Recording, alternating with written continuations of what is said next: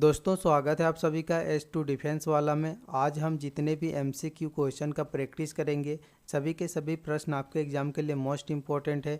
यह question competition के exam में बार बार पूछा जाता है, तो बिना स्किप किए वीडियो को अंत तक देखें। चलिए आज की क्लास को स्टार्ट करते हैं। पहला क्वेश्चन है, रोटी किस कारण से फूल जाती है। दोस्तों आपको याद रखना, कार्बन डाइऑक्साइड के कारण रोटी फूल जाती है। तो पहले क्वेश्चन का बिल्कुल सही उत्तर होगा ऑप्शन ए। दूसरा क्वेश्चन है, धर्म गार्जियन अभ्यास 2022 भारत ने किस देश के साथ आयोजित किया। दोस्तों आपको याद रखना है, भारत ने धर्म गार्जियन अभ्यास जापान देश के साथ आयोजित किया था। तो ऑप्शन सी इस क्वेश्चन का बिल्कुल राइट आंसर होगा। आपको याद रखना है, इसका आयोजन भी हुआ था जापान में। तीसरा क्वेश्चन है, मसालों का बगीचा किस राज्य को कहा जाता है। दोस्तों मसालों का बगीचा या केरल राज्य को कहा जाता है। कई बार यह कंपटीशन के एग्जाम में पूछा गया है। तो इस क्वेश्चन का बिल्कुल राइट आंसर होगा ऑप्शन बी। चौथा क्वेश्चन है, हॉकी वर्ल्ड कप 2023 का आयोजन किस देश में होगा। दोस्तों इसका आयोजन हो चुका है जनवरी मंथ में, भारत में ही हुआ था। तो इस क्वेश्चन का बिल्कुल राइट आंसर आपको याद रखना ऑप्शन ए होगा। एग्जाम के लिए काफ़ी ज़्यादा इंपॉर्टेंट क्वेश्चन है। पांचवा क्वेश्चन है, सत्रिय कौन से राज्य का प्रसिद्ध शास्त्रीय नृत्य है। दोस्तों किसी भी एग्जाम में आपके शास्त्रीय नृत्य से क्वेश्चन पूछा जाता है, तो आपको याद रखना है सत्रिय या असम राज्य का शास्त्रीय नृत्य है। तो पांचवें क्वेश्चन का बिल्कुल राइट आंसर ऑप्शन डी। छठा क्वेश्चन है, करेंट अफेयर का मोस्ट इम्पोर्टेंट क्वेश्चन है, नए संसद भवन का डिज़ाइन किसने तैयार किया है। दोस्तों आज हम 25 जीके जीएस MCQ क्वेश्चन का प्रैक्टिस करेंगे। इन प्रश्नों में से अपना स्कोर क्या रहेगा वीडियो के अंत में कमेंट करके ज़रूर बताएं। आपको याद रखना है दोस्तों, नए संसद भवन का डिज़ाइन तैयार किया है SCP डिज़ाइंस ने। और SCP डिज़ाइंस के जो CEO हैं बिमल पटेल, इसका तस्वीर है यहाँ पर, इन्होंने दोस्तों नए संसद भवन का डिज़ाइन तैयार किया। आपको याद रखना है। तो इस क्वेश्चन का बिल्कुल राइट आंसर ऑप्शन ए। सातवां क्वेश्चन है, गंगा सागर मेला किस राज्य में आयोजित किया जाता है। दोस्तों SSC का एग्ज़ाम हो या किसी भी गवर्नमेंट का एग्ज़ाम में मेले से क्वेश्चन आपके रिसेंट के एग्ज़ाम में काफ़ी ज़्यादा पूछा जा रहा है। तो इस क्वेश्चन का बिल्कुल राइट आंसर आपको याद रखना है, मकर संक्रांति के शुभ अवसर पर पश्चिम बंगाल में गंगा सागर मेला आयोजित किया जाता है। तो सातवें क्वेश्चन का बिल्कुल राइट आंसर ऑप्शन सी। आठवां क्वेश्चन है, वर्तमान में यूरोप महाद्वीप में कितने देश हैं। काफ़ी कन्फ्यूजन क्वेश्चन आपके एग्जाम में पूछा जाता है दोस्तों। इस क्वेश्चन का आंसर आपको याद रखना है, वर्तमान में यूरोप महाद्वीप में टोटल 44 देश हैं। तो इस क्वेश्चन का बिल्कुल राइट आंसर ऑप्शन ए।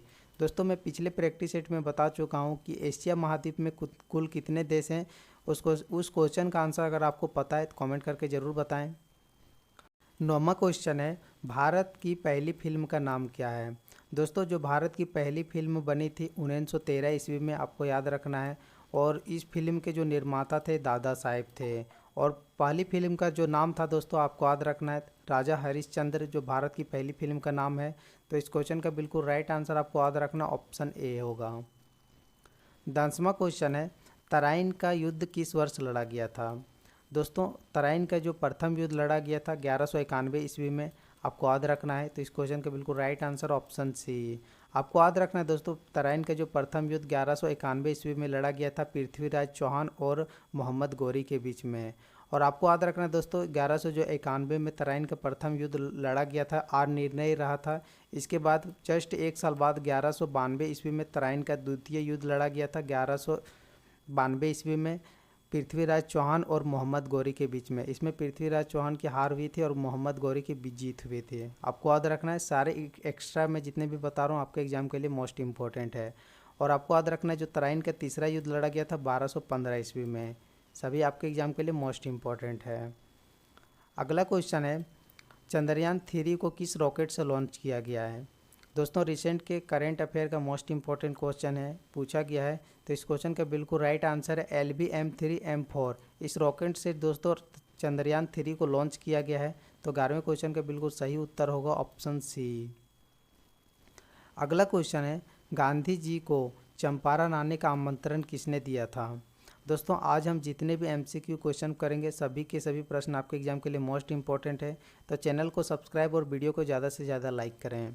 इस क्वेश्चन का बिल्कुल राइट आंसर है, राजकुमार शुक्ला ने गांधी जी को चंपारण आने का आमंत्रण दिया था। तो ऑप्शन ए इस क्वेश्चन का बिल्कुल राइट आंसर होगा। अगला क्वेश्चन है, राष्ट्रपति बनने के लिए न्यूनतम उम्र कितनी होनी चाहिए।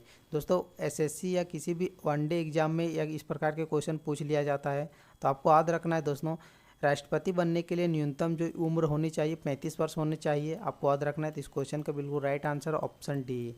आगे मैं बता देता हूँ, प्रधानमंत्री बनने के लिए न्यूनतम आयु होनी चाहिए आपको 25 वर्ष, और मुख्यमंत्री भी बनने के लिए आपको न्यूनतम आयु 25 वर्ष होना चाहिए। ये मैं एक्स्ट्रा बता रहा हूँ, आपको याद रखना है। अगला क्वेश्चन है, सास बहू मंदिर कहाँ स्थित है। दोस्तों वनडे के एग्जाम में काफ़ी ज़्यादा पूछा जाता है इस प्रकार के प्रश्न, मंदिर कहाँ है या फिर कोई सा पहाड़ का नाम पूछ लिया जाता है, मतलब बहुत सारा इस प्रकार का क्वेश्चन आपके एग्जाम में पूछा जाता है। तो आपको याद रखना है, राजस्थान के उदयपुर में सास बहू मंदिर स्थित है। तो इस क्वेश्चन का बिल्कुल राइट आंसर ऑप्शन ए। अगला क्वेश्चन है, भारत में स्वतंत्रता के बाद आम चुनाव कब शुरू हुआ। दोस्तों डेली जीके क्वेश्चन का प्रैक्टिस करने के लिए इस चैनल को सब्सक्राइब करें और इस वीडियो को ज़्यादा से ज़्यादा लाइक करें। इस क्वेश्चन का आंसर आपको याद रखना है, 1952 में भारत में प्रथम बार आम चुनाव हुआ था। तो राइट आंसर होगा ऑप्शन बी। अगला क्वेश्चन है, पृथ्वी के वायुमंडल में सर्वाधिक घनत्व किस पर होता है। आपको याद रखना है दोस्तों, पृथ्वी के वायुमंडल में सर्वाधिक जो घनत्व होता है समताप मंडल में होता है। तो इस क्वेश्चन का बिल्कुल राइट आंसर ऑप्शन बी। अगला क्वेश्चन है, रबिया दुर्रानी किस मुगल शासक की पत्नी थी। दोस्तों जो रबिया दुर्रानी थी आपको याद रखना औरंगजेब की पत्नी थी। तो 17वें क्वेश्चन का बिल्कुल सही उत्तर होगा ऑप्शन सी। 18वां क्वेश्चन है, रामचरितमानस का एक महाकाव्य है, किस भाषा में लिखी गई है। इंपॉर्टेंट क्वेश्चन है, पूछा गया क्वेश्चन आपके एग्जाम में। आपको याद रखना है 90% स्टूडेंट इसका आंसर लगाते संस्कृत, जो एक गलत आंसर है। आपको कभी नहीं आंसर संस्कृत लगाना है। राइट आंसर होगा दोस्तों अवधी। रामचरितमानस एक अवधी भाषा में लिखी गई थी। तो 18वें क्वेश्चन का बिल्कुल राइट आंसर है ऑप्शन सी।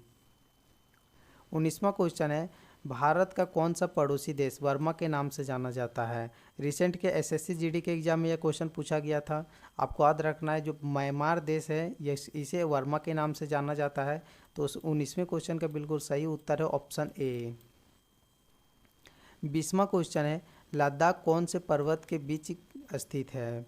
इस प्रकार के क्वेश्चन आपके रिसेंट के वनडे के एग्जाम में काफ़ी ज़्यादा पूछा जा रहा है। तो इस क्वेश्चन का आंसर आपको याद रखना है, जो लद्दाख है काराकोरम श्रृंखला और जास्कर पर्वत के बीच स्थित है। तो 20वें क्वेश्चन का बिल्कुल राइट आंसर होगा ऑप्शन बी। 21वां क्वेश्चन है, प्रायद्वीपीय भारत की सबसे लंबी नदी कौन सी है। यह सभी के सभी क्वेश्चन आपके एग्जाम में रिपीटेड क्वेश्चन है, जो पूछा गया है बार बार। तो आपको याद रखना है, प्रायद्वीपीय का मतलब होता है दोस्तों ऐसा नदी जिसके तीनों ओर से पानी से घिरा हुआ हो, तो इसे प्रायद्वीपीय कहते हैं। तो जो भारत की सबसे बड़ी लंबी नदी है प्रायद्वीपीय गोदावरी नदी है। तो इस क्वेश्चन का बिल्कुल राइट आंसर ऑप्शन बी। दोस्तों आपको याद रखना है, गोदावरी जो नदी है दक्षिण गंगा के नाम से भी जाना जाता है, ये भी आपको याद रखना है। 22वां क्वेश्चन है, पहला संविधान संशोधन कब हुआ था। पॉलिटी का इंपॉर्टेंट क्वेश्चन है।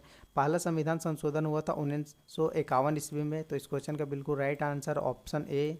आपको याद रखना है, पहले संविधान संशोधन में 1951 में जो हुआ था उसे 9वीं अनुसूची जो भूमि सुधार से संबंधित है 9वीं अनुसूची को जोड़ा गया था।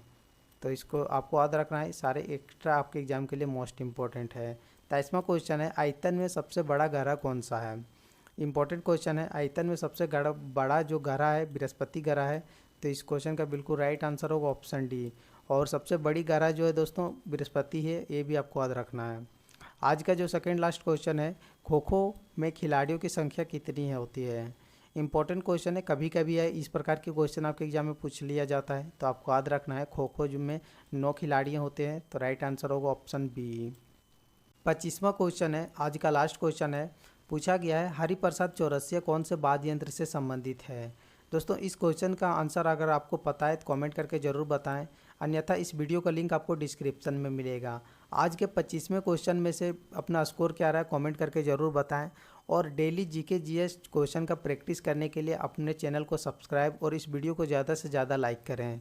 दोस्तों मिलते हैं नेक्स्ट वीडियो में। Thank you, bye bye, take care.